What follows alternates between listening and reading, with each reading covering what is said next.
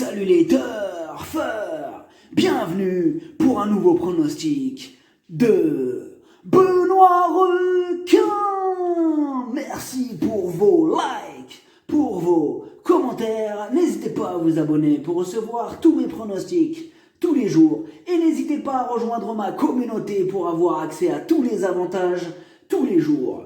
Ok, place au pronostic du Quintet du lundi 6 juillet, direction les Sables d'Olonne pour le prix 50e anniversaire de l'hippodrome. Trot attelé, 2775 mètres, 16 partants, réunion 1, course 1, indice de confiance 3 sur 5. Un petit retour sur le Quintet du samedi 4 juillet. Les tocards se sont taillés à la part du lion. Il était chaud bouillant ce Quintet, je n'ai pas réussi à vous le donner en moins de 10 chevaux.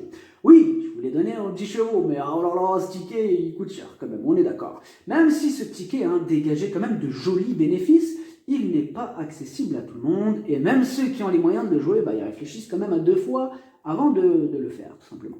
On va tenter de faire mieux pour ce lundi, et a priori, c'est dans le domaine du possible. Une citation de Richard Wagner. Artiste-compositeur. La musique commence là où s'arrête le pouvoir des mots. Très joli. Ils auraient pu lui rajouter poète à son CV. Artiste, compositeur, poète. Je suis désolé, ils auraient dû. Ok, pour info, le niveau qui donne accès à tous mes tickets pour la course du Quintet, c'est le niveau 3 qui s'appelle Yo-Yo Total VIP. Donc n'hésitez pas à rejoindre ma communauté et vous récupérez tous mes tickets dans l'onglet communauté. C'est simple comme bonjour. Ok, c'est parti, on commence le pronostic et on commence avec le numéro 1, Valzer di Poggio. C'est le moins riche de la course, mais il est en gros retard de gain, il reste sur 3 victoires consécutives. Il est entraîné par Jean-Michel Bazir, il est piloté par Éric Raffin, il vise la victoire. Énorme, oui. Le numéro 2, Écureuil Génilou. Ses 5 dernières courses, rien, 0, Walou, nada. Plusieurs chevaux lui sont supérieurs, il reste ferré et l'on a besoin qu'il nous rassure. Tocard. Le numéro 3, Désir de Bannes. C'est une rentrée, on ne l'a pas revu depuis le mois de mars. Face à des chevaux affûtés, il aura quand même fort à faire. Il lui faudra donc un parcours en or pour espérer accrocher la 5e place. Le numéro 4, Cantaliva. La régularité ne fait pas partie de ses principales qualités et elle n'a pas beaucoup de marge à ce niveau. À l'issue d'un parcours sur mesure, elle aussi va tenter de gratter une petite place. Elle intéressera les amateurs de champ réduit. Le numéro 5, Everly, en 10 courses, une seule fois à l'arrivée. Elle alterne le trot attelé et le trot monté. Elle vient d'effectuer sa rentrée et elle semble encore à court de conditions. Sa tâche s'annonce délicate. Le numéro 6, Emphasis Turbo. Il a la pêche, il a remporté sa dernière course. Au premier poteau, il fait face à un bel engagement et rien ne s'oppose à une confirmation. Le numéro 7, Echo de Champ-Lucy. Lui aussi est en grande forme, il reste sur une belle victoire, il est régulier, il fait quasiment l'arrivée de toutes ses courses. Pieds nus, pour l'occasion, il s'annonce redoutable. Le numéro 8, Esperanzo. Mieux vaut ne pas le juger sur sa dernière contre-performance, car ce jour-là, il était ferré. Ce lundi, il sera pieds nus, c'est le plus riche du premier échelon, il y a de la revanche dans l'air. Le numéro 9, ce retour d'Oscar. Lui, en revanche, c'est le moins riche du second échelon. Mais il est en pleine possession de ses moyens, comme le prouve sa dernière victoire. Il est dans sa catégorie et il sera déféré des 4. Il va défendre chèrement ses chances.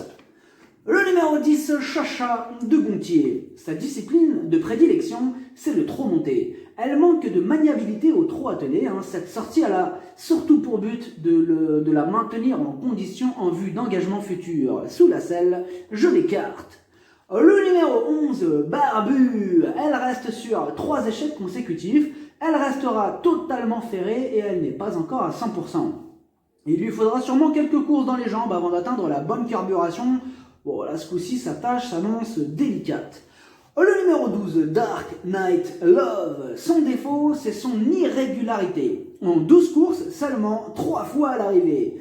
Bon, elle est sur la montante, Mais maintenant, au 25 mètres, elle va devoir sortir le grand jeu dans un champ réduit ou en bout de combinaison parce que c'est une possible casseuse de tickets, donc méfiance quand même, méfiance. Le numéro 13 défie à Pierre J. Dans l'ensemble, il est plutôt régulier. Il sera pieds nus, mais va devoir composer avec son rendement de distance.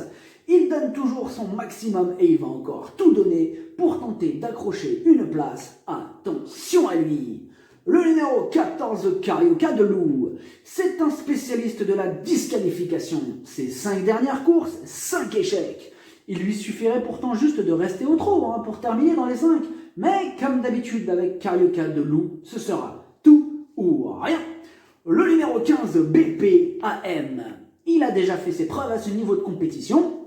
Il a 9 ans, il est très expérimenté. Au 25 mètres, il n'aura pas le droit à l'erreur, mais il garde son mot à dire pour la 4e ou pour la 5e place. Le numéro 16, Actarus de Chambre, c'est le plus riche de la course, mais il reste sur 3 échecs consécutifs. Il garde ses chaussures, il effectue une rentrée. On a surtout besoin qu'il nous rassure.